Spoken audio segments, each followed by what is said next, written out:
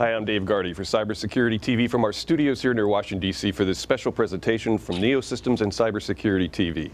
It's what is the future of government cybersecurity risk in the supply chain post-MITRE deliver uncompromised. And with us today in the studio is our moderator, Dave Berteau. He's president and CEO of the Professional Services Council. We have a very distinctive panel today, beginning with Mark Montgomery, executive director of the Cyberspace Solarium Commission, Katie Arrington, CISO for Assistant Secretary for Defense Acquisition and Department of Defense, Brian Ware, Assistant Director for Cybersecurity, Cybersecurity Infrastructure and Security Agency for DHS, Ed Bassett, Chief Information Security Officer for NeoSystems, Chris Nissen, who's Director in Asymmetric Threat Response and Supply Chain Security for MITRE Corporation and a co-author of Deliver Uncompromised, and Eric Crucis, who is the partner with Holland & Knight. I will now turn it over to David Berteau, and we will be monitoring the questions throughout the session. Thank you, David. Thank you, Dave, and welcome to all our viewers here, and welcome to the panel, too. We've got really an outstanding panel here today to assemble and inform you. You know, we've all wrestled with questions of cybersecurity, and everybody in this panel has come at it from their own angle and perspective. But this is a dynamic where we're trying to bring a bunch of different perspectives together into really answering the question, the future of government cybersecurity. So we've got a panel that will cover the waterfront here today. As you develop your questions as you go along, there's a way for you to submit them, and they'll be amalgamated and provided to us. So when we get to the questions period, we'll be able to respond to them as well. This program is being recorded. It is going to be so good, you're going to want to go back and watch it again. And so I want to thank NeoSystems and Cybersecurity TV for doing this for us today. We're going to run the panel the following way. I'm going to go through the participants. We'll start with Mark Montgomery, the Executive Director of the Cyberspace Solarium Commission. Their report is new. It came out right at the beginning of the coronavirus shutdowns, and so it still deserves a great deal of attention. But he's going to give us an update on some of the key recommendations from that report. Then we'll go to Chris Nissen, who will give us a little bit of a summary of Deliver Uncompromised now, a year and a half later, right? As we almost a year later, I guess, maybe 2 years later. It's been so long since I've read it. Initially, it's 2 years this month, I guess, is when it came out. So an update of what is still relevant today from that. Then we'll turn to our two government representatives, Katie Arrington from the Defense Department, Brian Ware from DHS's CISA, and they'll give us an update of kind of what it's meaning for them today as well. Then we're going to turn a little bit to probably a slightly harder question.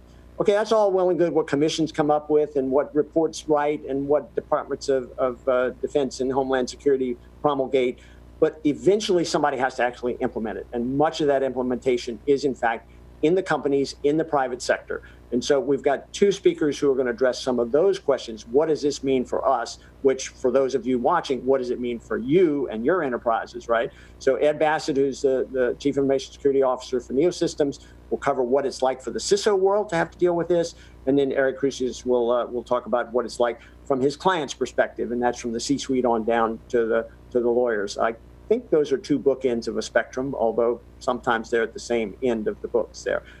So with that, I'm going to close down my introductory remarks, and I'm going to turn the microphone over. I'll mute mine and turn the microphone over to Mark Montgomery, Executive Director of the Cyberspace Solarium Commission. Mark, take it away. Hey, thanks, Dave, and really honored to be on this panel with such a august group of co-participants. And I'll keep myself to the time limit you gave me, I promise.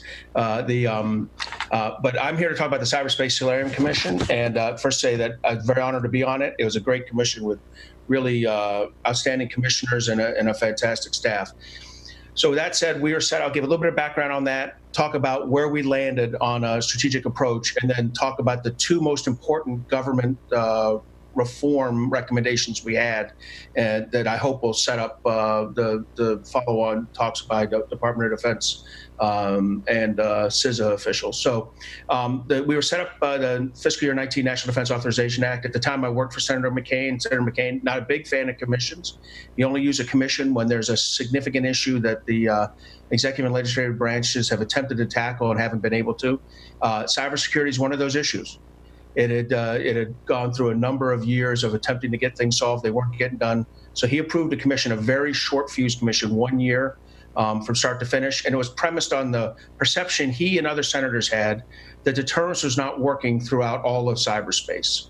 And what that meant was that although we had deterred the major strategic attack, there were a number of incidents going on below the use of force or below the level of war where adversaries were conducting significant cyber-enabled operations against us. You can think of Chinese cyber-enabled IP theft.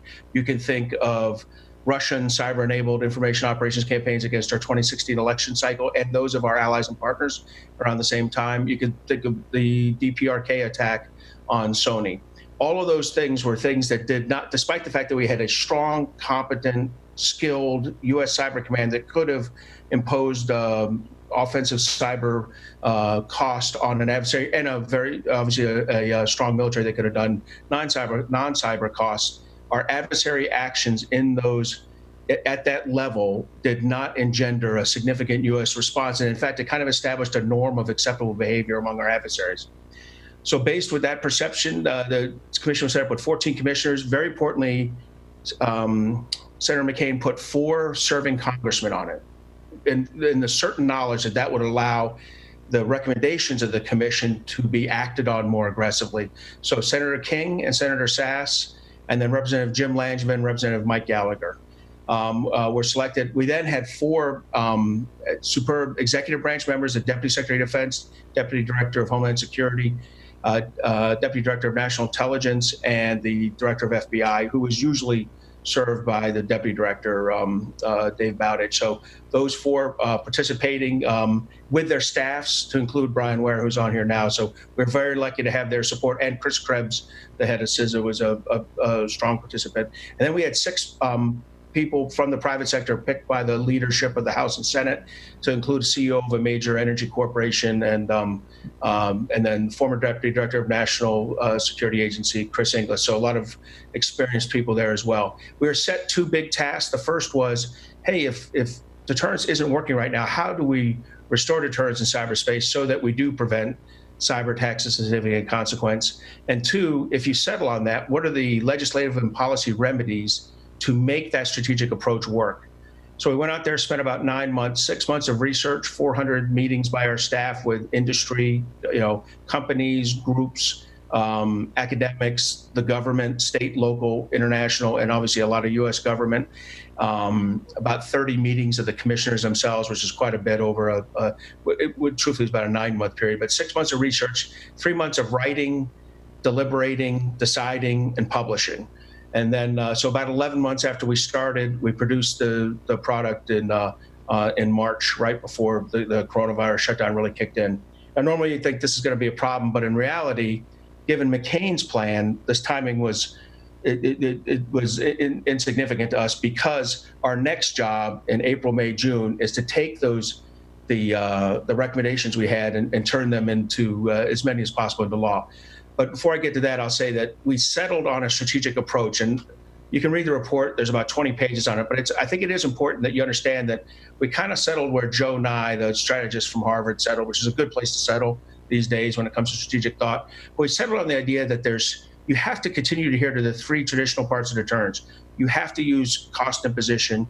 You have to use deterrence by cost and position, deterrence by denial, and deterrence by shaping behavior. We had to maintain all 3 of those capacities in cyberspace, but they had to really be enhanced. And here was the enhancements. The number 1 was we really need to invest in defense by denial, or defense by deterrence. What that means is we had to improve our defense and security of our critical infrastructure, because in all other warfare areas, we had the 4,000-mile separation of the Atlantic, 6,000 miles of the Pacific. Our adversary couldn't get to us, but in cyberspace, our adversary is on us immediately.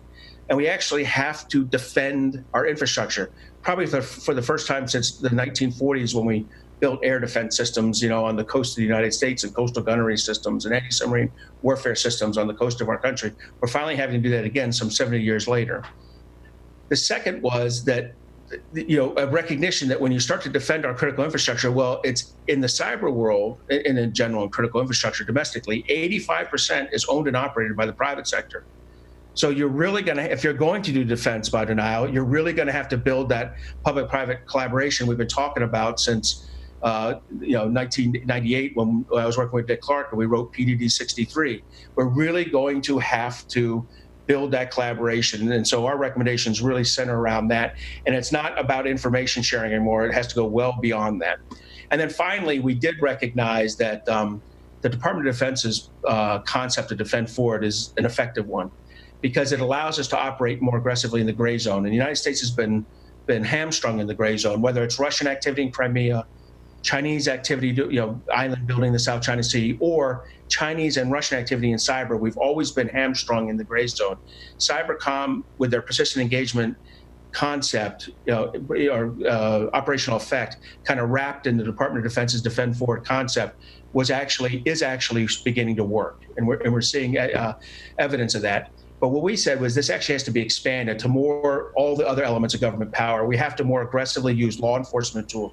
We have to more aggressively identify and use sanctions and tariffs, and we have to more aggressively use diplomatic activity and engagement forward below the level of conflict to try to shape behavior in that gray zone.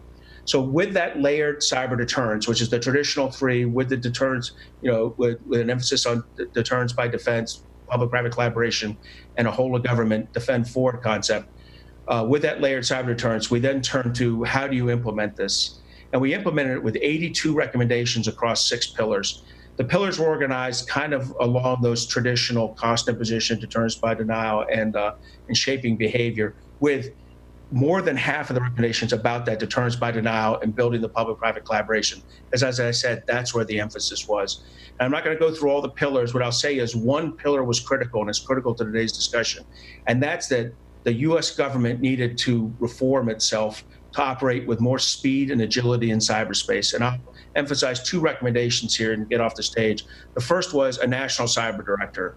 It was the commissioner's belief that we needed strategic leadership to both develop and implement and verify the implementation across the interagency of a national cyber strategy. And this needed to be done from within the executive office of the president, someone who had the ear of the president, but someone who wasn't labored with all the other national security issues. Currently, this sits with the National Security Advisor, and I'm sure when he wakes up every morning, he has 25 number 1 priorities. I'm not sure cyber's in the top 10 on any given morning. And as a result, you need someone who's fixated on this critical infrastructure cyber intersection and thinking about it every day. And so this national cyber director would be Senate confirmed in the executive office of the president along the model of the U.S. trade representative. And this person would be the principal advisor to the president, would develop and implement the national cyber strategy, would evaluate and certify the budgets of the agencies as being in compliance with that cyber strategy in support of OMB's broader budgeting effort. This person would lead the planning effort. Look, it's clear that in responses to non-traditional national emergencies like we're experiencing with the coronavirus right now, you have to have planned properly ahead of time. You have to have the immediate proper incident response, and you have to have the resilient recovery effort, right? We're doing well on this resilient recovery effort. I think the planning and initial incident response, people can debate the effectiveness of it. I will tell you, in cyber, we will be flummoxed and we will be challenged because we have not done the critical planning that's necessary. We haven't had the planning, the integrated planning with the private sector and with the state and local governments. And so this person would be the commander, in effect, like the NCA is in Title 10 and Title 50 for the domestic side of it, to lead that planning effort, and then make sure it's integrated with and reflective of the Title 10 and Title 50 planning that's clearly led by the National Security Advisor with the Secretary of Defense and the Director of National Intelligence. This person would also then, once you produce these plans, processes, and playbooks, would make sure they're exercised and then make sure that they're properly implemented and executed by the agencies when doing an initial response to an incident. And this person would also be that private sector interface at the CEO level, with the ear of the ability to get into the president to talk to him or her when they get input from the private sector. That's the strategic leadership of the National Cyber Director. And the one other significant recommendation I'll go to is that once you have the strategic leader, you need the operational leader outside of the military, the military intelligence area. And that operational tactical leader is CISA, the Cybersecurity and Infrastructure Security Agency at the department where Brian Ware is the deputy, going to talk to us in a minute. We had strong recommendations on strengthening CISA. We recognize CISA is the key to the success of the interagency process, is the key to the success of the integration of the federal with the state and locals, and is the key to the integration of the success with the federal government and the private sector.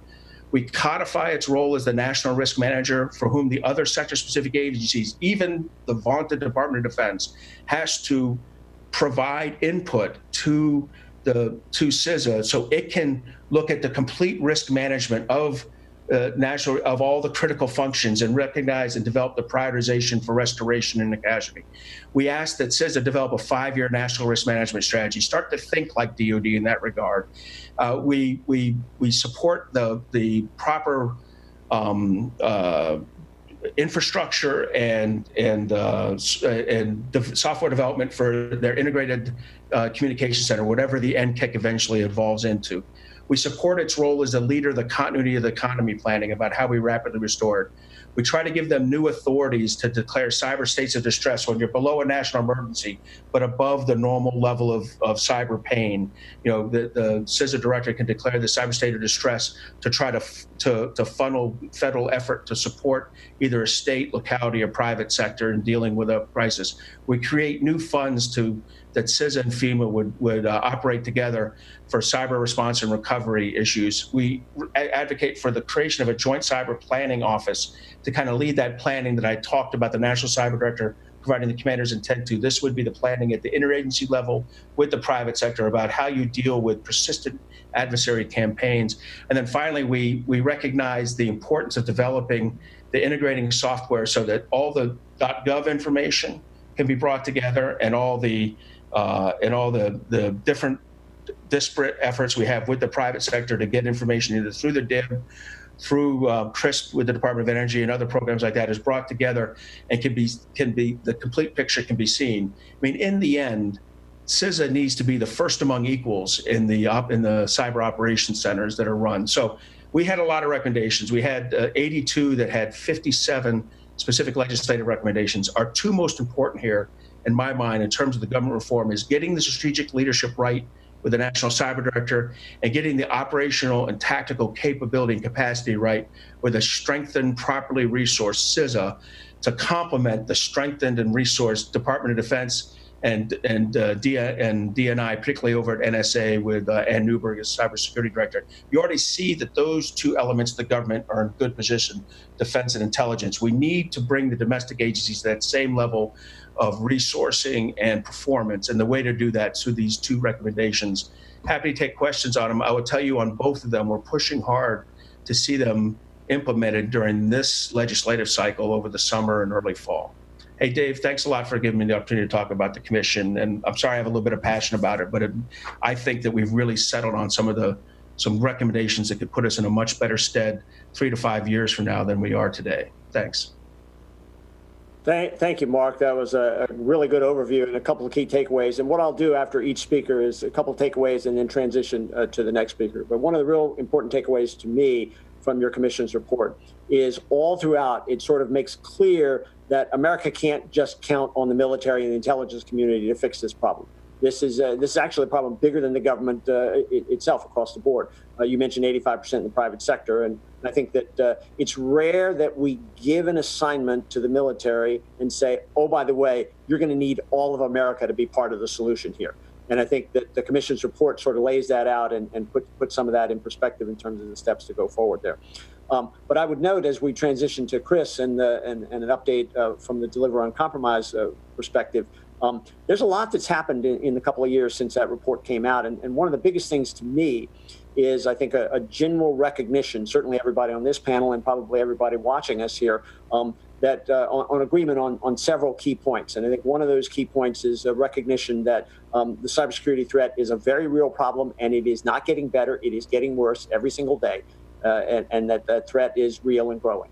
I think the second thing we generally agree on, and I think everybody on this panel comes from a different perspective there, but meets in the middle here, is that what we're doing now is not enough. And there's a lot more that needs to be done, right?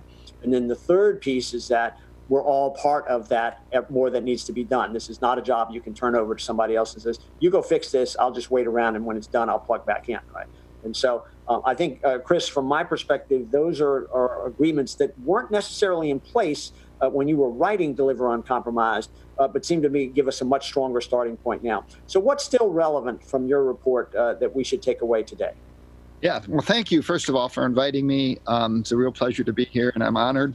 A lot has happened. I mean, the relevancy is only been magnified. I've probably given a version of my Deliver Uncompromised talk well over 100 times now, including at a United Nations Council in New York, which was really cool.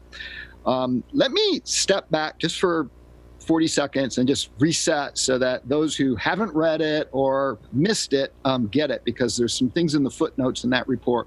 One is, we define this as we're in a new era. We had an era of nuclear deterrence, or nuclear era. It took us several decades to build it up. It was underscored by strategic nuclear deterrence. It was followed by an era of conventional deterrence. Took us a few decades to build it up, but it was underscored by strategic or conventional deterrence. And long about the late 80s, early 90s, China and Russia both pretty formally said, we really don't want to have to take the United States on kinetically if we can avoid it. We'd rather take them on asymmetrically. So we recognized in that report that we're really in an asymmetric era, and you both hit on it in your comments. The key thing about addressing the asymmetric era is, at the end of the day, the North Star is strategic deterrence to asymmetric actions. Well, what are those asymmetric actions? We define supply chain quite broadly, right? It's really, there's 4 ways to fight: win by fighting, win by not fighting, win by not losing, win by disrupting. A lot of what we're talking about is win by disrupting, either to come in and steal IP or make a system not do what it's supposed to do when it's supposed to do it, or even to build an intelligence collection network. These are nation-state adversaries. But we define supply chain in terms of a blended operation, one of which is cyber IT, another which is cyber OT, those systems with real-time deadlines, whether it's an aircraft system or energy system or a manufacturing system, the human element, and formal supply chains, hardware, software, food, pharma, whatever it is, services. So it boils down to third-party risk. And to me, the most exciting thing that's probably happened in the past 2 years is about 6 or 8 months after the report came out, unbeknownst to me, I was approached by 3 different, I'd call them mid-sized DIB contractors. And their CEOs had read the report and on their own reorganized along supply chain security, which is really neat. I mean, they even took the CISO and put them under somebody who's in charge of their supply chain security, defining it like I did. One was really interested in the insider threat piece, the human element. Another realized how far short they were on the cyber IT side, so they beefed that up. But then they wanted to move right into understanding their third-party risk with their contractors. So that's really exciting, because when we wrote it, we did write it and kind of steer it toward DoD, but that's just because of how much money, close to $750 billion that DoD spends over a POM cycle on services, supply chain, effectively. So in the government, that's the big dog, but you could take out DoD and scratch in USG, and you could scratch out USG and put in the private sector. And that's the momentum that I feel in all the talks I'm giving. The C-suites, they're all going to have different reactions, but many of them are really kind of sitting up and saying, wow, this is kind of like, it could be a market differentiator for us. And maybe at the end of the day, some people want to buy a Volvo for a perceived notion of safety versus a Yugo. And maybe we want to move ourselves in that direction and spend some of our own dollars and then be able to move toward the ability to have that higher level of non-compromisation. Other things that have happened, I think, the underlying strategy for DU was technology, policy, and legislation. And we did that because, any CEO, any department head in government, they can leverage technology and policy with the stroke of a pen. But there's much legislative changes needed to address this whole of society. I'll just, can't go into them. The Cyber Solarium Commission was a fantastic move and is making fantastic recommendations. But there's really some really interesting advancements in CFIUS and FIRMA, and there's another round of that coming, hopefully, that will expand even more into recognizing critical infrastructure and maybe treating threat as a subjective to risk in our risk equation. And many supply chain security councils that have been stood up. The other interesting thing in these last few months is, as I've been off the road and I live on the road, is how, between COVID and the economic war that's going on with China, how supply chain has now started to kind of come into the living rooms, the vernacular of, the thinking public outside the C-suite. And that's really fascinating. I think it's really causing people to rethink, wow, these long, thin supply chains without big inventory, just in demand, just-in-time demand, only work when demand is much, much less than average demand. And as soon as that's not true, it catastrophically fails and collapses. And then we're learning sort of the opposite end of that. There's a very interesting article that was sent to me yesterday in Aviation Week that's talking about sort of the opposite end, where in civilian aviation, the tier 3 and tier 4 contractors, 20% of them are expected to disappear because of the pullback in expected civil aviation orders and what that's going to do when they lose those contractors. And the primes can only really kind of take care of maybe 2 and 3. Another statistic that's in that article is 50% of the DIB, 50% of all DIB contractors are facing severe cash shortages. So it really is kind of making, us all rethink, what do we do with supply chain? Do we have to put some more cushion in there and make our inventories not only more secure, but larger? And then the other thing is, it's really kind of broadened the thinking. I've been asked to participate in a couple different government groups that are struggling with kind of new problems. I mean, one is in food, pre-retail. And, few people, realize it, but over 50% of this country's ability to produce protein, that is pork, beef, and chicken, is owned by China. And China's aggressively buying up hundreds of thousands of acres of American farmland. And as you start to dig into that, you realize, wow, and they're shipping the prime stuff back to China and leaving us with kind of subprime things.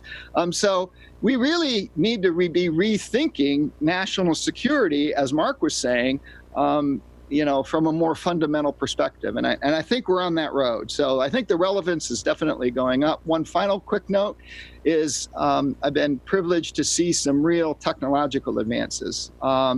DARPA had a program. There's a couple others. I think we're on the verge on the cyber IT side of having real close to a real-time operating picture of cyber attacks against the United States, which is fascinating. I think in another few years, that'll be more commonplace. And then the other thing is in the OT sector. We're finally starting to see some extremely competent private sector companies stand up that are producing some amazing products that can protect real-time systems. So with that, I look forward to the questions and a great discussion today.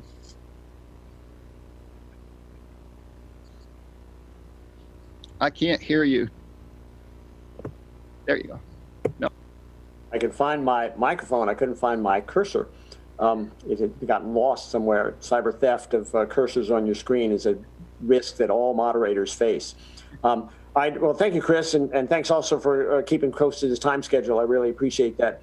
So Katie, you've heard a lot about government organization. You've heard a lot about the broad description of the threat. From the Defense Department's point of view, you got to deal with what's in front of you. Mm-hmm. Right? And what's in front of you is hundreds of thousands of contractors and subcontractors that are really a critical piece of this.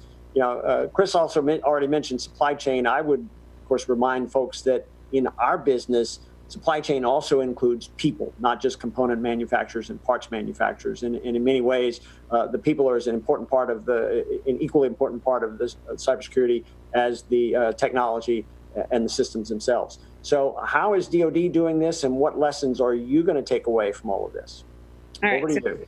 Thank you, David. And Chris, I'm going to say this. I think the most important thing that came out of Uncompromised was the CMMC.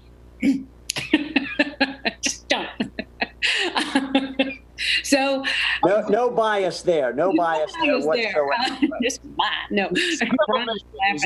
Mission. I'm sorry. So, there's a lot of things that we've learned, right? COVID is something that, I never believe in that things happen just by chance or coincidence. I think it all has a time and a place and relevancy. COVID happened, and it made us think about how we're going to run our businesses. How are we going to be successful and be able to produce when we can't do what we've done historically in the department, right? Which is be in person with each other. We have to rethink how we do business. That was a big step for not just the department, I think for most government agencies, and Brian, you'll take it over. It was, how do we transition quickly? How do we do that with the financial model in mind, that the fact that most businesses had teleworking, but the security added on top of that was huge. And we had to do it like that. COVID, we watched it happen over a course of a couple of days where it really clicked in. We were going to change our culture permanently, I think, and how we can be ahead of that. The thing that I really wanted to touch on with the Department of Defense, how we're looking at it, and how our partners in the DIB, 300,000 companies, I've stated it about a bazillion times. We in the department don't build anything, you do. You're the people that do, and your security is paramount.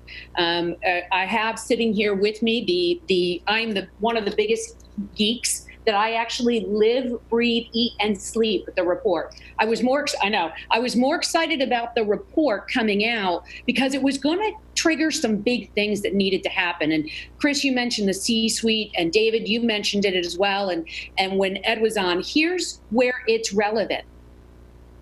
You're only as good as your weakest link in your supply chain. And if they're weak, you can cross you're done, right? You're done. And we've realized that in the department. We've seen how the weakest link in our supply chains are where the adversary gets in. And once they're in, they're in.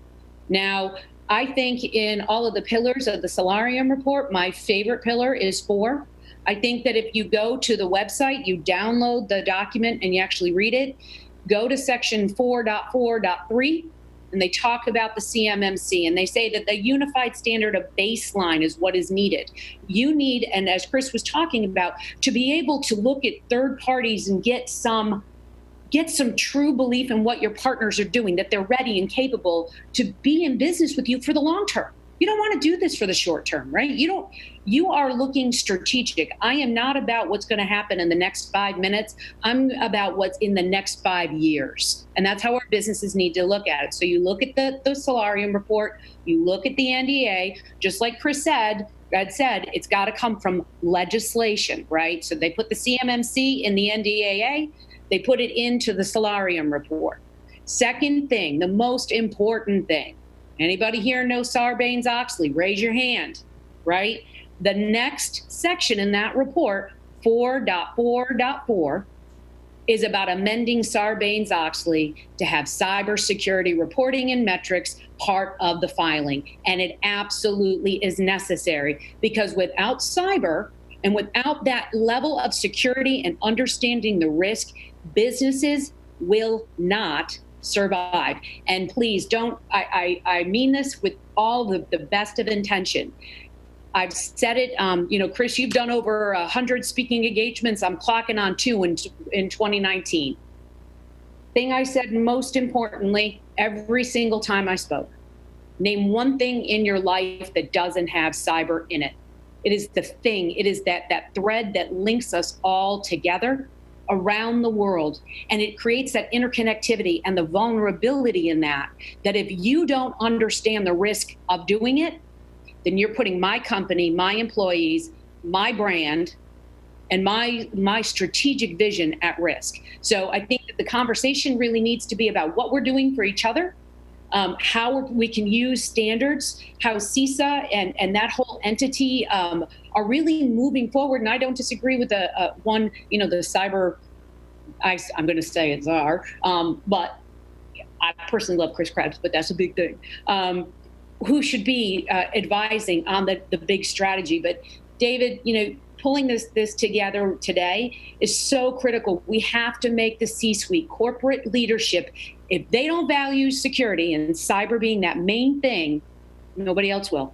And it has to become a paramount discussion on the livelihood of your business. I'm sorry I went over by 32 seconds, but thank you, sir, very much for the opportunity.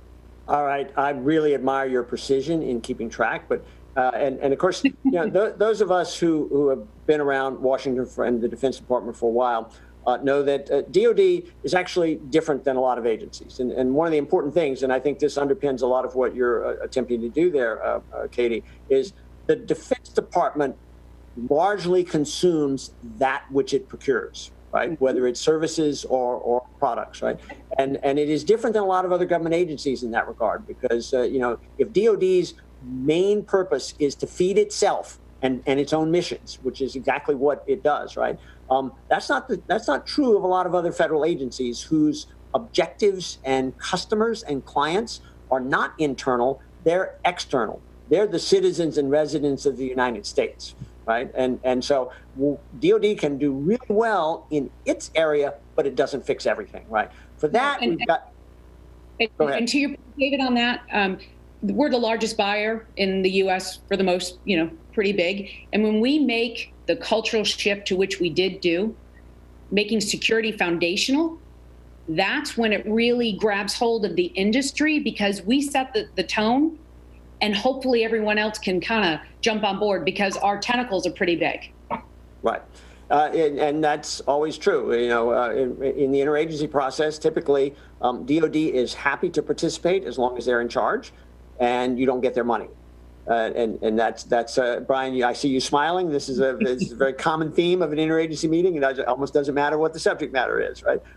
But let me shift gears now to DHS and CISA, because you've got a challenge that actually spans both that of DoD, which is the internal work that the government needs to do to protect itself across the board, every agency, every mission, every function, but also the external part that reaches out into society, into the economy, into everything we do as a nation. So what are the lessons you've got on your plate right now for the future of government cybersecurity? Over to you, Brian. Yeah, thank you so much. And I feel really privileged to be in the speaking slot that I'm in, because I've gotten to get some plugs from Mark Montgomery in terms of CISA's role coming out of the CSC, as well as Katie in terms of some of CISA's roles with supply chain and other. And so I just want to say, CISA's a new agency. The CISA Act is 2018, so we're 2.5 years into that. And that act, it really establishes us as the federal government agency responsible for protecting and enhancing the resilience of the nation's physical and cyber infrastructure. So in my role, I'm responsible for the cyber part, but I have colleagues, other assistant directors responsible for physical security, emergency communications, then our National Risk Management Center that tries to tie all of those pieces together, to include supply chains, by the way. So how do all these things fit? Where are the greatest risks? That comes out of NRMC that we should focus on. And then my responsibility is to deliver the cybersecurity services. And so I really like the work that the Cyberspace Solarium did, because you take a kind of a new agency in an area that's only newly getting focused. And by this, I mean not just cyber, but I mean particularly the cyber protections of critical infrastructure. And I really feel like the Cyberspace Solarium Commission did a great job in kind of taking this on and saying,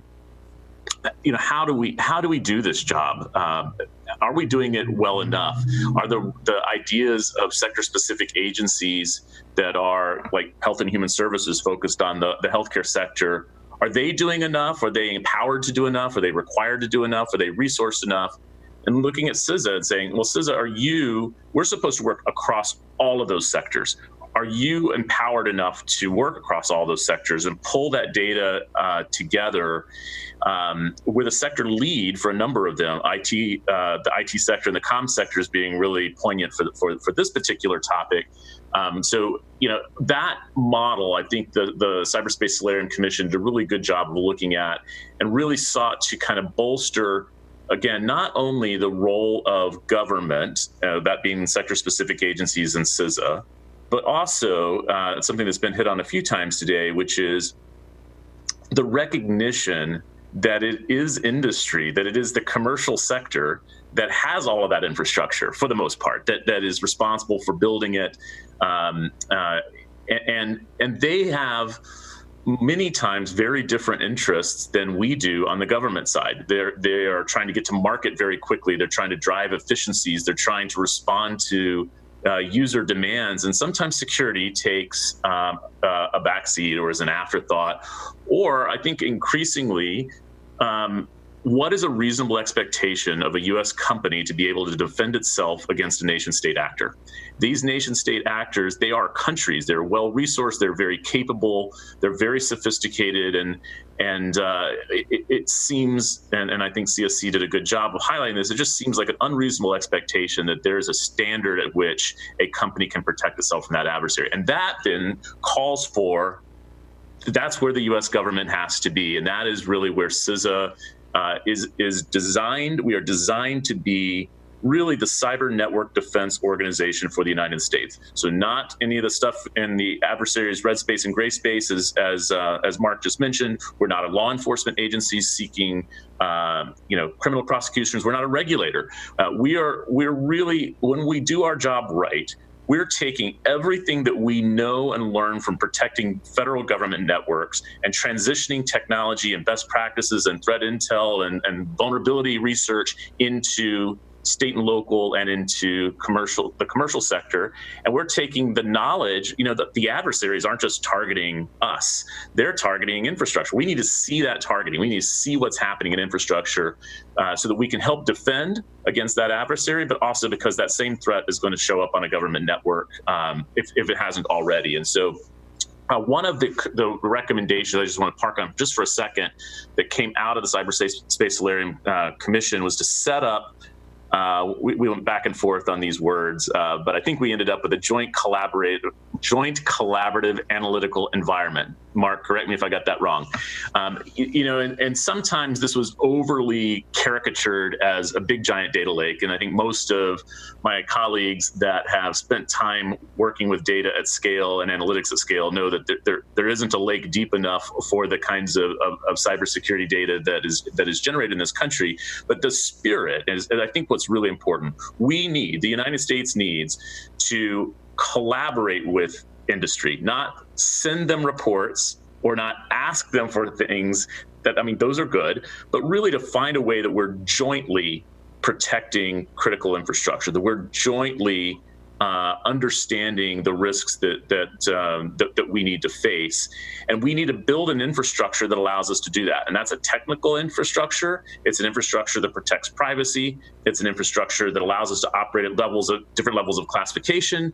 And very importantly, we need to, the collaboration is not just between CISA and industry, but between CISA, each of those sector-specific agencies, and our intel and law enforcement partners, so that we on the defense side are enabling our offense side to go impose costs on adversaries when that is what is needed, that we are able to transfer the knowledge and insights that our intel components are getting from adversarial behavior back into the defensive networks. And that cycle, we have that cycle now.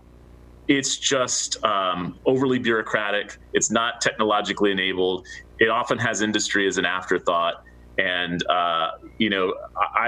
I'm so thrilled that I got to participate in the commission and kind of listen to those thinkers and listen to those policymakers, so that now in the role that I have at CISA is really trying to drive that new operating model into our operations. So I'll save it there, Dave, and turn it back to you. All right, thank you, Brian. So For those who are watching and following along, you can be submitting your questions. We've got one that I actually want to go ahead and pose right now to make sure that everybody gets this. One of the first questions that came in is, where can I find the Solarium Commission report? And so if you just type in solarium.gov into your Google, once you get past the Four Seasons Solarium construction company that will build a solarium on your deck for you, you will find the Cyber Solarium Commission, and its report is linked right there.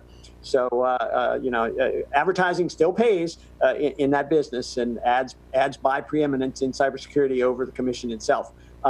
So right now, what we've had laid out is a whole series of folks who have talked about what some of the things are that need to be done and some of the ways we can go about doing them. Now you got to get to the who's going to get it done.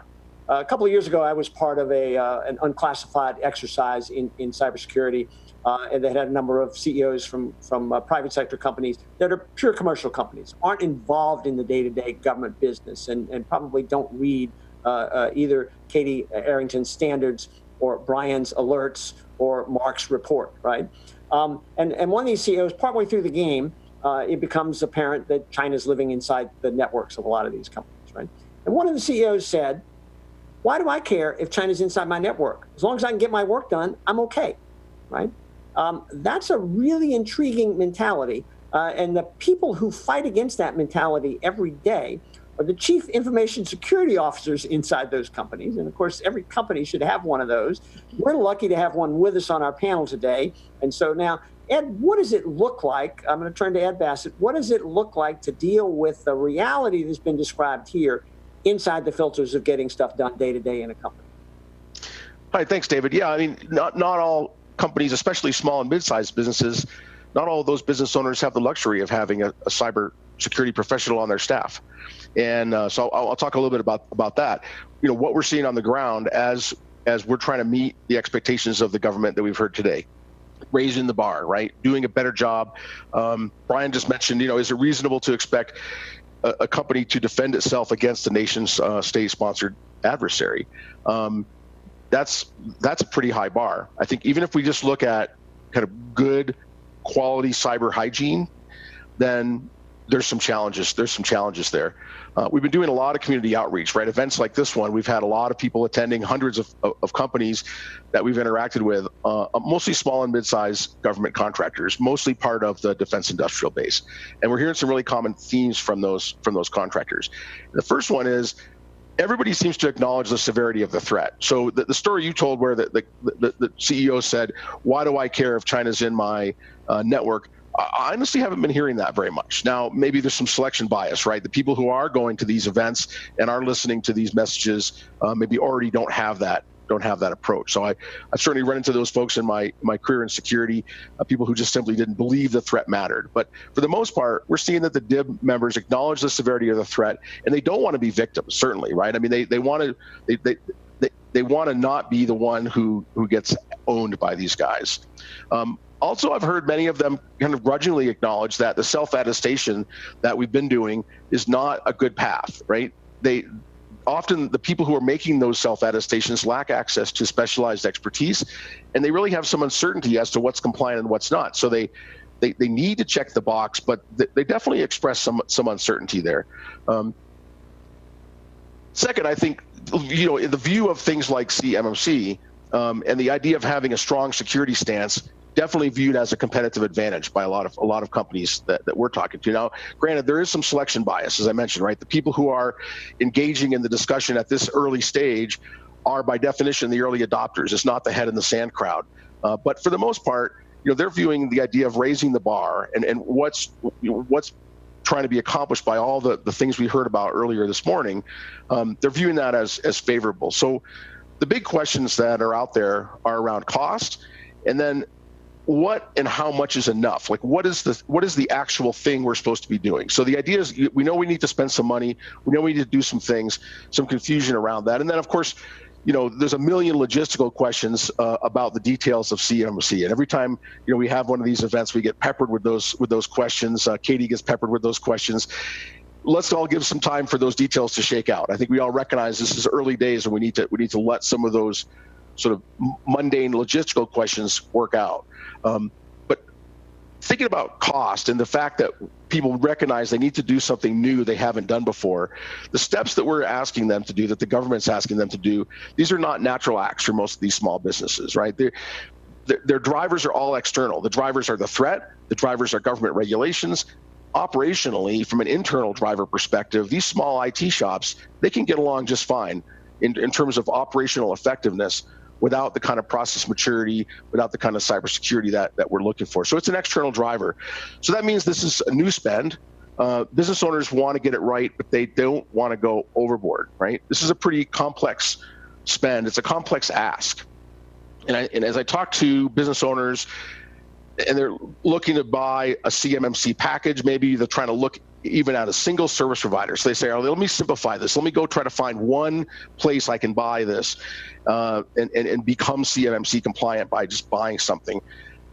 Even asking that question, and the market still has to obviously sort this out again, early days, right? But if you're shopping even for that sort of simplistic of a solution to get CMMC, quote unquote, it's a big challenge, and it's really daunting to even understand what all the parts are that are needed. As I think about the independent assessor model that we're moving to with CMMC, that largely shifts the risk acceptance equation, right? Things that maybe used to be a decision of a CEO who had to self-attest are now being done by expert, well-trained independent experts. So at least whether they're making the decision or advising the decision, it's still been moved to experts. So those who may not have access to that directly now, by definition of having independent assessor, they do. I think another big shift that's needed is to be able to certify what I'll describe as sort of consumer level solutions. So think about consumer grade and pro grade if you think about the consumer product space. We have products that are designed for professionals to consume. They have a lot of features, they're fancy, they're expensive, they're really robust, they do a great job in a professional workday. But we also have consumer grade solutions that are simple, easy to use, and you can kind of count on them, right? They've been looked at from a safety perspective. They're designed for a very specific use case, and they work well in that use case. You may not take them on the factory floor, but they work great in your home. The Solarium Commission recommends, one of the recommendations in there is cloud security certification. So today we have FedRAMP. FedRAMP's really focused on the infrastructure and the operations of the cloud service provider, making sure that they're up to snuff. It doesn't address the secure configuration and use of the services. How do you actually use those? That's usually covered by a shared responsibility model. And that presumes a level of expertise by the consumer that's really not a given, right? Some consumers are certainly ready to take advantage of the pro features that those cloud service providers offer them, but some are not. And they would really benefit from having sort of an easily selectable, known good consumer configuration that's secure, that's compliant, it's going to get them past an audit. So I would encourage vendors to bring consumer grade ease of use to the marketplace. I would encourage the government to support certification of such solutions so that consumers can buy with confidence. And for those of us in the service provider space, we also play a role by simplifying, that complex technology for the end user. So I think, kind of bottom line is business owners want to get it right. But we, the community of cyber professionals, we need to enable them to do that with some confidence and make smart choices, even if they don't have, even if their expertise is other areas of innovation, not cybersecurity. All right, thank you, Ed. That's a quick inquiry into all those dynamics, and I think we're going to come back to that into question period. Your questions are pouring in. We love it, to keep them coming, and there's some interesting discrepancies and overlaps there, as you picked up on. So I want to step back to the self-attestation piece that you have. I've been a school teacher at various points in my career, and I'm thinking, if I let the students self-grade themselves, right? First graders are so intent on getting it right that they give themselves a hard grade. By the time they're in fifth grade, they're all getting A's all the time. They review their own work and find it to be outstanding, right? It isn't until you get to graduate school that you end up with people who start to be self-critical again and say, okay, maybe I'm not the best grader of my own work, right? So we need to somehow get out of fifth grade behavior and get into graduate school behavior in terms of this. And I think that's some of what's trying to do, both internally in the companies and externally with the government standards and requirements there. But somebody has to wrestle with the questions that Ed raised inside the company level. And to close us out today, I'm going to turn to Eric Crusius. Eric's a partner at Holland & Knight. And Eric, you get clients who come to you with sort of the okay, what do I do kinds of questions. You're right. I don't have an infinite amount of money. I don't have an infinite amount of time. I don't know exactly what works and what doesn't work. I want to be compliant, but I also want to be effective and efficient, right? And so how do I reconcile all of that? What's the world look like to you from your client's perspective, Eric? Thanks, David, and it's a pleasure to be on this panel with all these distinguished speakers. I'm glad to just be a part of it. I do want to make one comment about self-grading. If I could have self-graded my own bar exam, I would have, even though it was after graduate school. You know, I've had a lot of conversations with contractors of all sizes about CMMC and just cybersecurity in general over the last number of years. And I think they're looking for two things from this, certainty and consistency. Ed and I were actually on a panel together in person when we used to travel and have in-person events in New Orleans. And a few of the members of the audience raised concerns, for instance, about 800-171, which I think is a very well-written standard, NIST 800-171, that there was wiggle room in that standard about how it could be interpreted. And I think the concern that I'm hearing from contractors, and again, I think CMMC is a terrific idea, and I think the execution has also been terrific, by the way. So this, please don't take this criticism the wrong way, but at the margins, there's concerns that an auditor or an assessor will come in and assess a company on their compliance with 800-171 if they're a level 3 or higher, for the most part, and they'll find different nuances within 800-171 that may fail a company or may pass a company, so there won't be a level of consistency. So there's a lack of certainty and consistency in something like that. For consistency purposes, we have this standard coming out from DoD, CMMC. The model obviously was very well thought out, includes a lot of nuance within it. Contractors are patriots. And to Ed's point about self-selection, it may be because the folks who are willing to spend money to hire me are the ones who want to be compliant. But for the most part, contractors get into the business, a lot of them, especially the small and medium-sized business and the large and folks within the large businesses too, because they love this country and they want to help this country succeed. And I think all they're looking for is how to do that. How do we work with the government and how do we help the government succeed? So they're willing to spend the money to kind of get CMMC certified, get up to that standard, but they don't want to have to do it again in a different way for a civilian agency a couple of years from now. So I think that kind of that stovepipe mentality has to fall away, and it has to be a consistent standard across the government. I'd love it if the civilian agencies adopted the DoD CMMC standard, maybe with minor modifications that work for them, so that way contractors can essentially get one certification across the board. Katie made an excellent point, I think, earlier about the weakest link. That Target breach that we all heard about for many years ago was a breach of a subcontractor to Target, right? I gave a cybersecurity presentation once about 5 years ago, and I had a subcontractor come up to me and say that they were targeted by a foreign nation state. This had 3 employees. So these weakest links, these small companies that often don't have the cybersecurity infrastructure, we have to figure out a way to kind of bring them into the fold and get them to understand the import of what they're doing and how the information that they hold is valuable. Not just that, but they provide a link for these foreign actors and other nefarious actors to essentially be getting through their systems up the chain to the large primes that have all this valuable information. So getting them to buy into this and to understand that they're part of this whole ecosystem as well. And I think just to finish up, Mark brought up a good point earlier about building collaboration with the private sector. And I think DoD and Katie Arrington in particular has been really good at that and kind of bringing the private sector along with a lot of public meetings, with a lot of back and forth. The accreditation board has been terrific at that also, but keeping the private sector up to date, bringing them along throughout this whole process, even after CMMC is instituted, so the private sector can provide feedback to how the process is going. But I just say certainty and consistency is what industry is looking for. And I think they're getting it so far, but let's keep that ball moving in that direction. Can I chat for a sec? Or you? Would I say that was wrong? All right.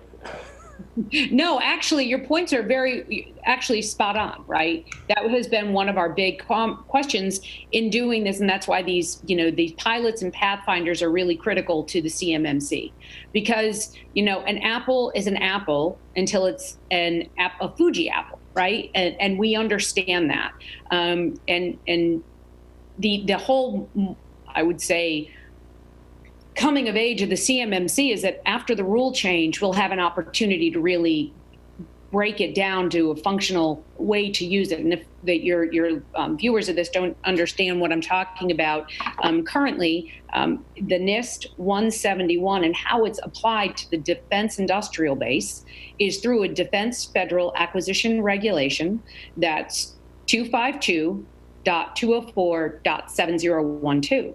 And that is how it's put into contracts. Now, Ed, you made a comment that kind of hurt my heart, but this is not a high bar. Most companies, out of the 300,000 out there, only need level 1 certification, which are 17 cyber hygiene controls that you should be doing at home. If you're not doing them at home, these are not huge barriers. And the companies that should have that DFAR clause in there where they're touching CUI have been attesting to the government that they are doing it.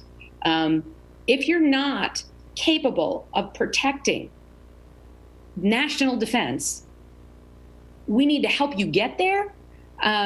But I don't think it's such an extravagantly high bar, nor the expense is something that you have been telling the government you've been doing. So I struggle with that one a minute, because you've been attesting since it went in an executive order in 2014. So we've got in the government, we have had an expectation, and not by malicious means and not by intent, but the delivery's been here. And we've got to level set it. It's going to cost us money. Ultimately, we know we have to pay for it. Making security an allowable cost is the best way. I mean, you have to financially incentivize it. And we've done that, and we've done cost realism with OMB and OI around the rule change. So I'm going to say it's a barrier. It's something to get over, but it's something that should be commonplace in level 1. This shouldn't be news to you. If you don't have antivirus software running right now and you're not upgrading that patch, you really should do it, whether you want to work in the DoD or not. So I don't mean to hurt your heart. As a cyber professional, I agree the bar's not too high. Yeah. I'll say most of the people I'm talking to and the people I'm referring to in my remarks are looking at level 3, right? I haven't been talking to people at level 1. It is a low bar, people doing it themselves. So level 3 is a bar that, although I think reasonable if you're a cybersecurity expert, if you're a company that has nothing to do with that's not a core competency, it's hard to understand. And that's the challenge with the self-attestation. Yes, they've been self-attesting, but they don't even know what they're saying yes to. I don't mean that in a derogatory way. It's just the reality of expertise. So let me interject here, because we do have a fair amount of time left, because all of our panelists did an outstanding job of self-control and kept to their schedule, which gives us enough time to get some questions. And we got a bunch of questions pouring in. So what I'd really like to do is just listen to everybody talk for 6 hours, but we only have about 15 minutes left to get through the questions here. So I'm going to amalgamate a few of the questions and aggregate them a little bit. I'm going to direct the questions to one or more of the panel members and ask you to respond.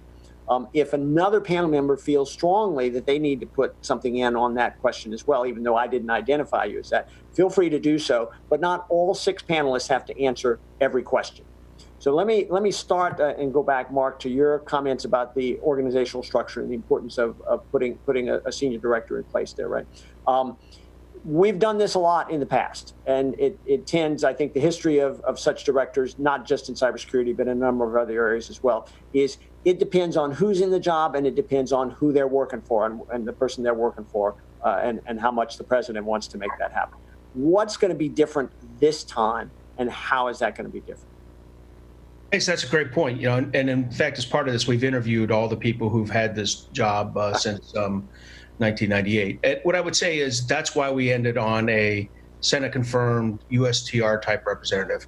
If you leave it in the National Security Council or Homeland Security Council, their seniority and relevance is at the behest of the National Security Advisor or the Homeland Security Advisor. We saw a significant reduction in this role under National Security Advisor Bolton.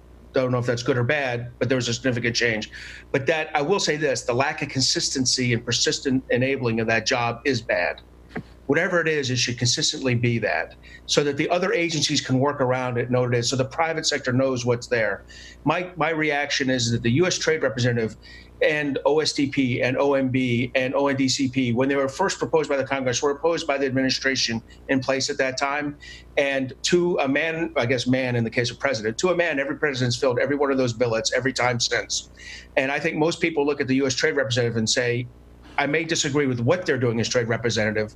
I can't question the effectiveness they do in executing this functional responsibility. So what'll be different is Senate confirmed, USTR representative model inside the executive office of the president. We are unburdening the National Security Advisor, and Senator King says it best. We are giving the president one throat to choke on this strategic cyber management. Right now, the president would need to be a 20-armed hydra to choke everyone who we'd want to choke when a significant cyber event happens against us. So I really think this is the right answer, and I think it's the right time. And I tell you, we have senators and congressmen that are convinced that this is the way to go. Thank you. Appreciate that additional explanation. Meanwhile, of course, we've got an entire federal government that has to operate as well. And so, Katie, you've laid out, not so much here this morning, but over the 200 interviews and public speeches that you've given in the last 199 days, or maybe 99 days, a lot about the way CMMC is intended to approach. Brian, we've got no equivalent structure or game plan on the civilian agency side. And a lot of companies involved in this are saying, okay, I'm going to have one set of requirements that I'm going to have to meet for DoD, and I don't have an equivalent or comparable set of requirements that I have to meet to be a contractor for the civilian agencies. How do we reconcile that difference? Is it important to reconcile that difference? And how do we reconcile that difference? So let me start first with Brian and reserve the option that Brian may say something to which Katie wants to respond. So we'll give her a minute in case she wants to. I'm pretty sure that I will, because I know that Katie likes to respond anyway. So yeah, you're right. We are not in the same place that DoD is with CMMC. And there's a lot of reasons for that. One that shouldn't be ignored is that DoD is leading, so that means that someone has to be out front, and they are. But we are very carefully and closely tracking the efforts in CMMC, very supportive of those efforts. I think underlying, some of the way that you presented that question is there's much of the supplier base to the DIB that is also the supplier base to the rest of the .gov, and so.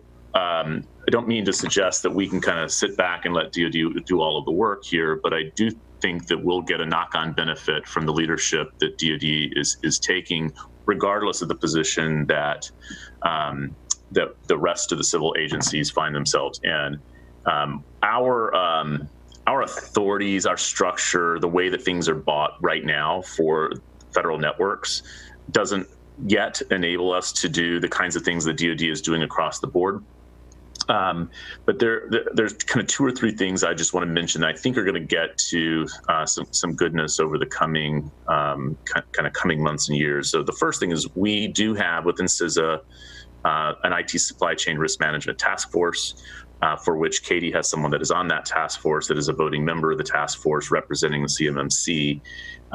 That supply chain task force, kind of a unique thing that CISA does. It is kind of 1/3 federal government agencies.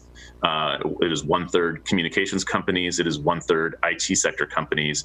And the task force is producing guidelines, best practices, template contracts, sharing technology solutions, all of those things. On the CISA.gov website, you can see a whole supply chain page with supply chain essentials and everything else. So this is right now our primary approach for engaging with the systemic infrastructure, the IT and comm sectors, both to kind of push some of the guidance, the learning that we have from the DoD and from the rest of the federal government space, but also to learn from them.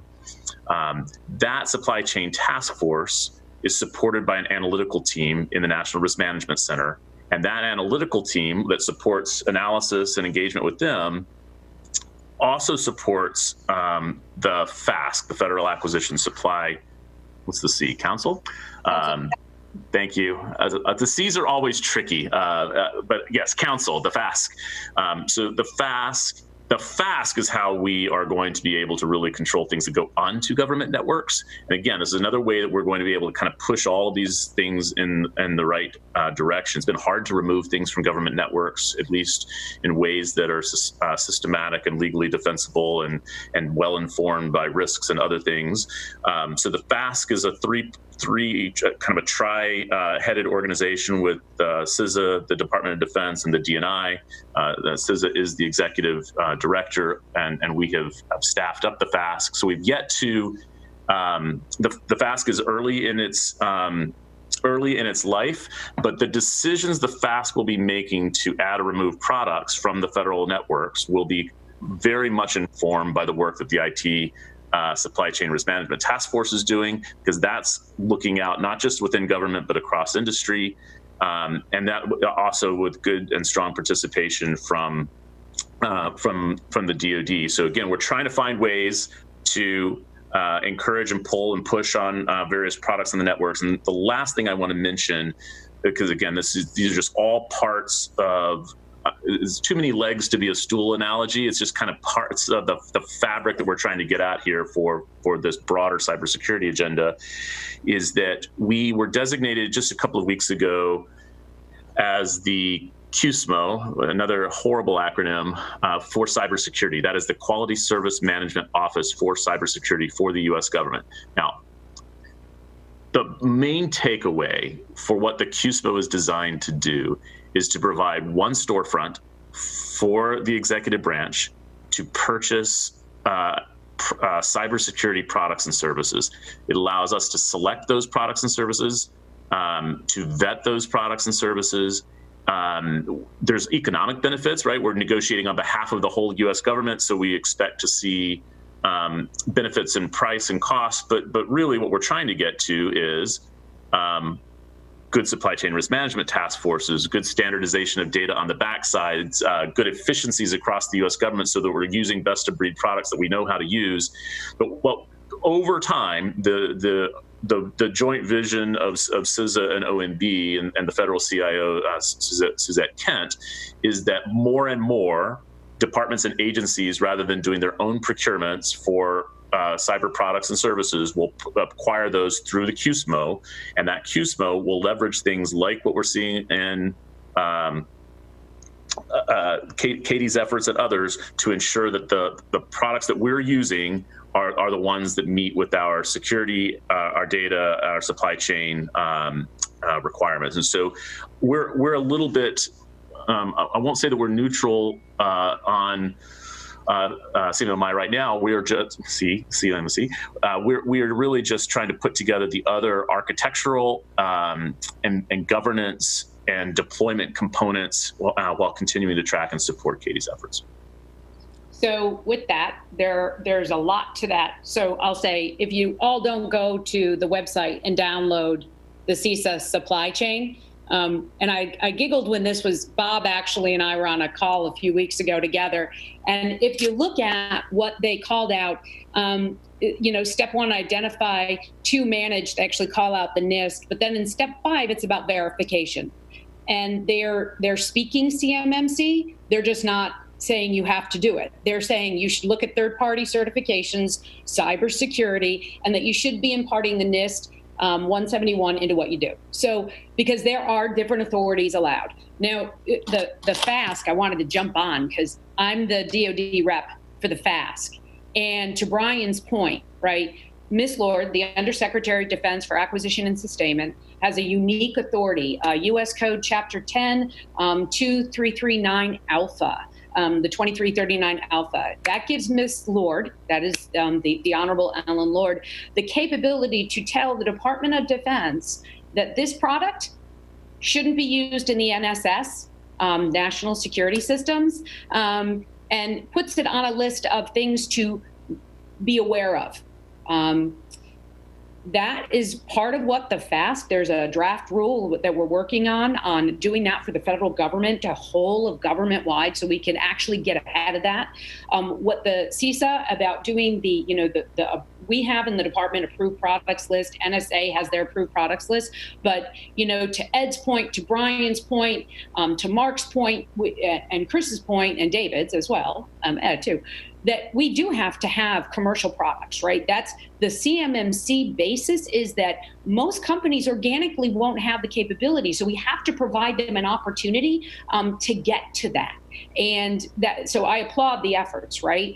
And this isn't going to happen overnight. This is going to be a process.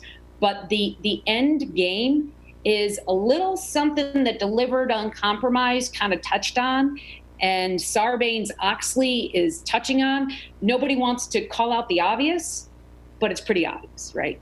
Where are we all going with this? So if we say, like, we all move via vehicles, right? And there's a combined risk with driving with each other. We have standards and we audit you against them. It's your driver's license test and then your driving record. It helps on giving the actuary tables for your insurance.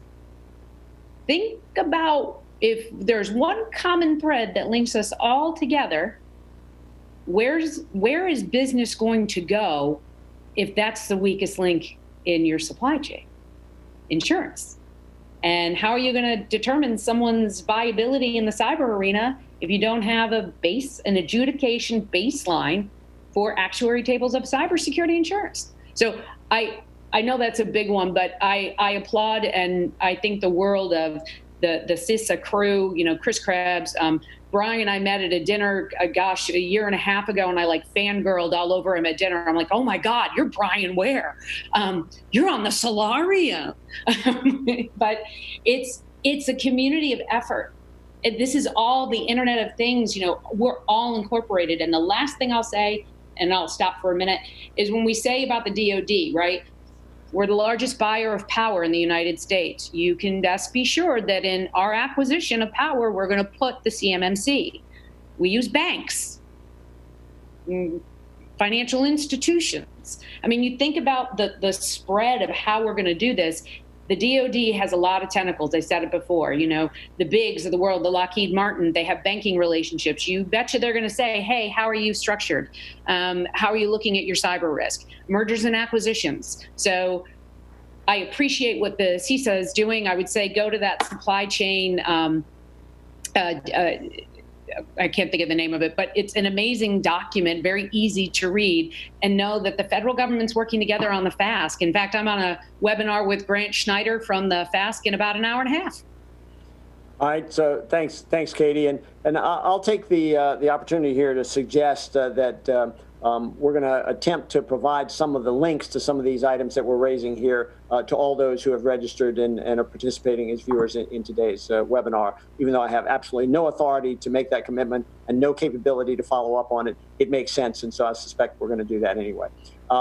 And I was going to go to another question, but let me piggyback on something Katie said, because we've got a rare opportunity here to ask Mark Montgomery this, right? So Katie raised the issue of insurance as a levelizer of the playing field, Mark. I believe the commission had a couple of suggestions in that regard. And if I could ask you to amplify on that just a little bit, take advantage of that opportunity here, even before the questions come in. Sure. So the first thing I'd say is that insurance is one of the hardest things for us to attack as a federal commission, because cyber insurance, with very few exceptions, some flooding and earthquake, insurance is inherently a state, local, tribal, territorial issue. So in fact, we have 54 bosses there, the state insurance commissioners running it. Now, what we found was in talking to their national organizations is that they are looking for better cybersecurity tools. They're not looking for the federal government to try to regulate it and somehow get involved in cyber insurance. So what we have to do is create the market forces, use federal tools to create market forces that the cyber, and by using create tools that the state insurance commissioners can then use to create a better marketplace for insurance.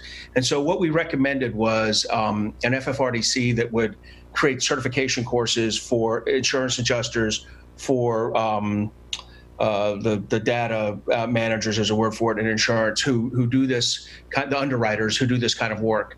And so then we would make them, these would be voluntary, the FFRDC would develop these courses, which the states would then impose as requirements in their state. And once enough states do that, it'll require that the insurance companies have the properly trained and certified people. From my point of view, that's the first step. The second step is some of our recommendations on certification and labeling. The insurance companies over time will begin, these will be voluntary certification and labeling, much like Underwriter UL was. Insurance companies made UL effective, in the 1960s and 70s. It worked on its own individually in some industry before that, but insurance companies made that, by making it a requirement to qualify for their insurance, they made that effective. So our recommendations here were definitely market shaping recommendations, not regulatory, for the good reason that federal regulations will not fix the insurance marketplace. I would also say that it was the opinion of many of the commissioners that having, especially the private sector ones, that having an effective cyber insurance market was key to the long-term improvement of the security of the cyber ecosystem. All right, so we're getting to the final round of Jeopardy here. And, David, can I just butt in for 1 second on insurance really quick? I think one thing that insurance companies are having trouble doing right now, just from seeing a lot of the policies and the costs, is costing out how much cybersecurity insurance should cost. So what contractors are faced with is very different policies that cover different things and have costs that don't seem to be commiserate with what's being covered. So for the folks who are listening out there who are contractors, I know it's not quite on point of what Mark was talking about, but shop around and look to see what's being covered and pay careful attention to that, because you're seeing policies that are more expensive sometimes that are covering less and vice versa. Thanks, David. That is always good advice in insurance and many other things as well.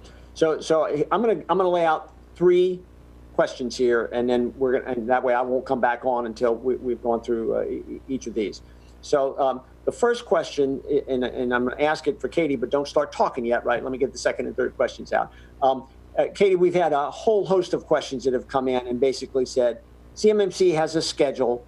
COVID-19 has come along. We're already waiting for things like the rule, et cetera, right? So what's it look like today? When will assessors start assessing? When will certificates start being issued, et cetera? So think about that question while I ask the second one, right? So the second question really touches on almost everybody here, because there's been a common theme this morning that, what the federal government is, the future of the government in cybersecurity is using the internal government structure and the decisions made by the government for its own purposes and its own systems, et cetera, and then extending that basis into the world of contracts, that is the people we do business with who are in the private sector, and use that as the springboard to really cover more of America, right? So I would ask you all to comment first on the efficacy of that approach, or maybe even the accuracy of my description of that approach.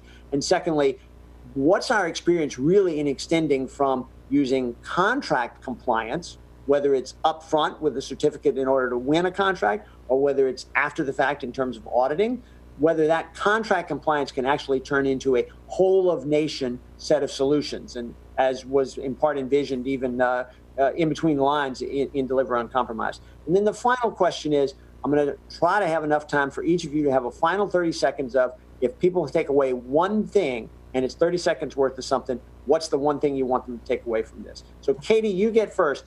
What's going to happen and when's it going to happen?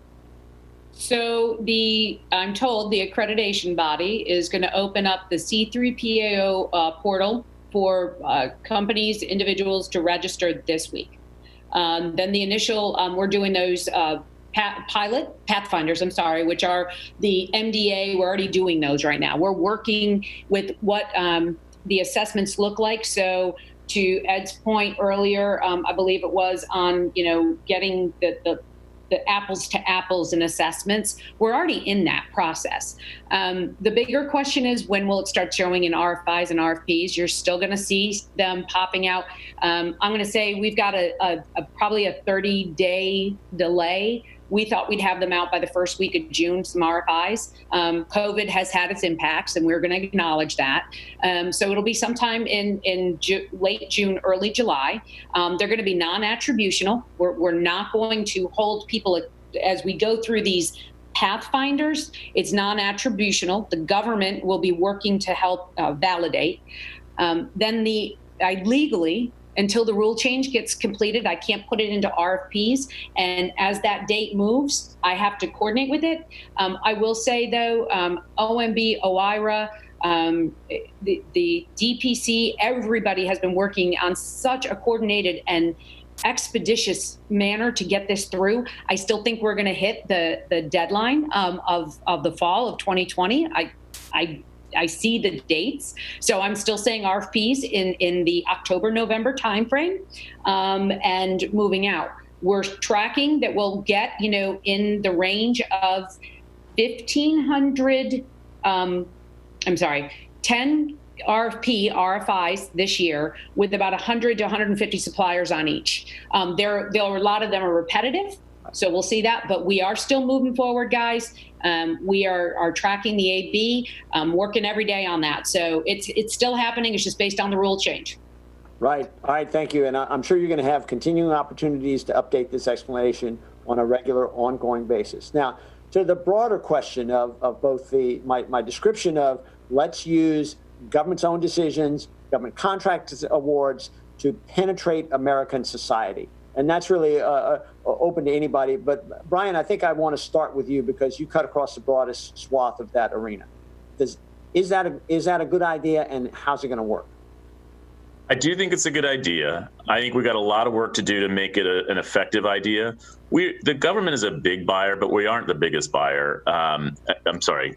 Katie was right when she said the DoD is about the largest buyer in many categories, but as compared to the rest of industry, or the rest of world, where most of our security product companies are targeted at rest of world, the U.S. government is still a pretty small drop in the bucket. So we have the opportunity to lead, but I think that having been a small company, cybersecurity company CEO before, the government tends to buy slow. And buying fast is what moves markets more so than standards and other things. And so we have to this is why I like where Katie is positioned, right? We have to do a lot of different things. We have to find faster ways to acquire technologies, faster ways to identify our requirements and prototype and be able to fail, while at the same time rewarding the security and supply chain risk management practices that we want in those products. And I think if we do that, then we can get to a place where initially it'd be the more sophisticated buyers in industry will say, I want to buy that because it's in use by the US government. And then I think that will have the knock-on effect. But right now it's hard to lead when we're slow. All right, so that's a good starting point. So I'm going to go in order here. I'll tell you the order so you'll be ready. So Chris, I'm going to go to you first, and then Ed, then I'm going to go to Eric, then Katie, and then Mark, you'll get the last word. So Chris, reactions to the concept, and is it going to work?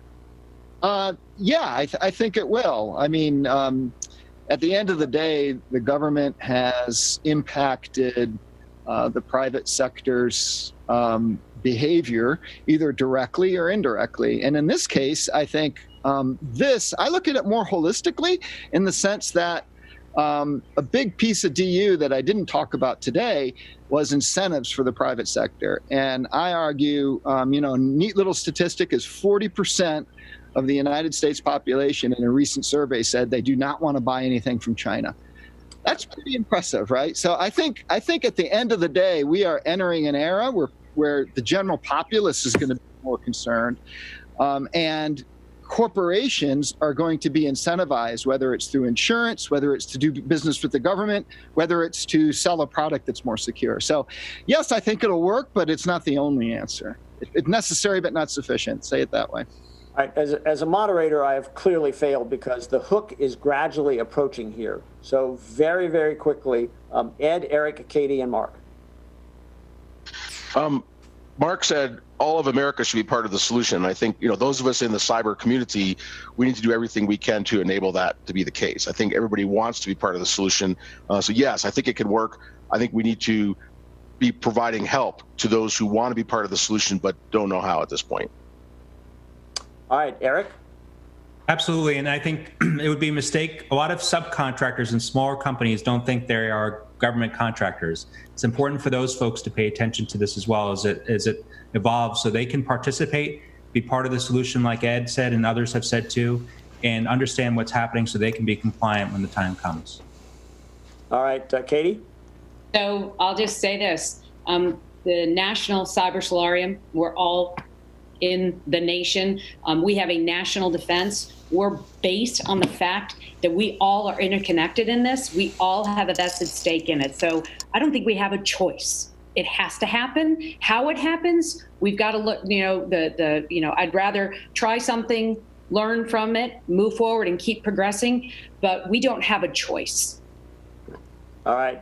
Mark, final word, and then I'll wrap up and hand it back to Dave. So what I'd say is it's going to work, because the question is it going to work before or after we have a significant cyber event that really paralyzes us? Yeah. So the question is, do we want to be the team that planned for something and mitigated it, or do we want to be the team that scrambled afterwards, picking up the pieces and cobbled together? I'll also say the 9/11 Commission produced some the 9/11 produced the HISGAC and a bunch of other things. And I would say when you do things in a crisis or initial crisis response, you tend to produce some pretty imperfect organizations. So I think the advantage we have now of tackling ahead of time, if we plan this right, is we can build the better organizations and we can get this done before we have a really significant impact on our national infrastructure. All right. Thank you. One of the great lessons of history, plan ahead is better than reacting after the fact. So I think what we've done is scratch the surface today. My suspicion is many of these topics deserve additional attention. And so stay tuned. We're going to keep coming at it. I want to thank all of the panelists, tremendous group of talent. Thank you all both for what you did here this morning, but more importantly for what you're doing in your day jobs. And I want to thank the listeners and the viewers for following along with us here. And with that, I'll turn it back to Dave Gardy.